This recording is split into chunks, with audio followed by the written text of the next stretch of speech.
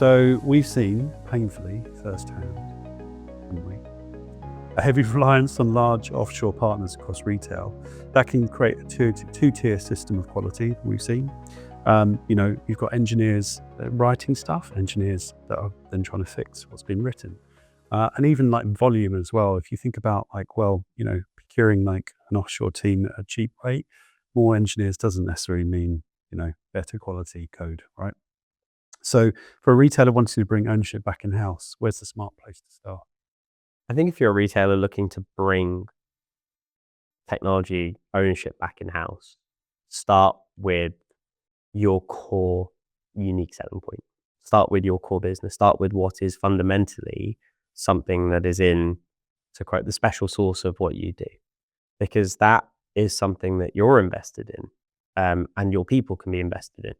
So by bringing that back in-house to start with, you can create that culture, that right culture of technology ownership, that right culture of development, and that right culture of buy-in across that entire cycle of value and return and product-led development.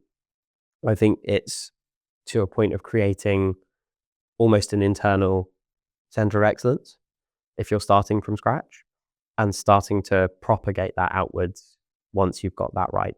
And so starting to expand it.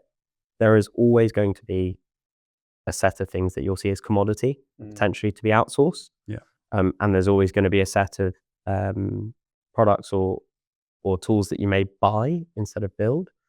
But having a grip on what is actually fundamentally your core unique selling point and making that as great as it can be with that internal effort is going to lead you into a better place to then make better decisions about what you buy and what you outsource. Yeah, I mean, I do sympathise, especially for retail businesses, because I think they, with a less kind of technology focus, they are retailers at heart. I think this has probably been something we've seen over the years where there was a period of time when it was fully outsourced, right? A lot of their estate was fully outsourced. So trying to build back that control, is tough. But I think that's where a good onshore, nearshore kind of like strategy really works, because you've got the kind of high capability, strategic context, layer onshore. You've got sort of deep integrated nearshore teams that can give you back that cost and quality really into your business. Yeah, I mean, let's be honest about the scope of retail.